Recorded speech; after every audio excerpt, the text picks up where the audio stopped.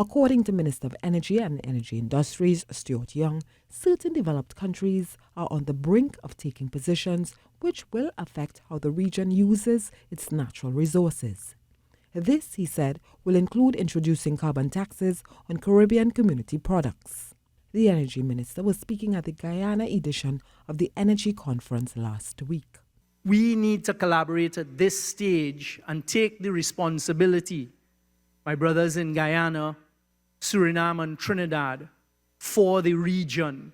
Because I've listened for the last few days and even before this to the conversations about energy security and fueling transformation and modernization.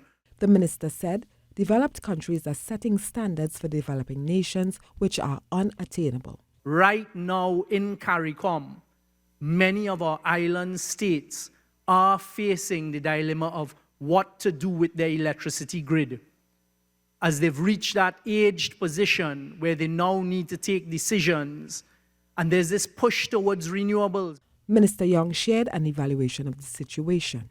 It is going to cost $14 billion to move Caribbean CARICOM island states to renewables. Put quite simply, that is not realistic, because when you look at the financial feasibility and the bankability of changing the grids, moving to renewables, it simply isn't there on population size, on island space size, etc. He continued. We hold part of the solution in this dilemma for the rest of CARICOM. And it is incumbent upon us to push and to fight hard to be able to utilize the resources in our region to first of all provide that energy security for the region, and then also to offer options outside of the region. Minister Young pointed to some of these available resources. Out of the 640,000+ barrels of oil a day that are being produced by Guyanese natural resources owned by the people of Guyana, how much of that is actually being utilized for the energy security of the region? And he outlined another factor in the equation.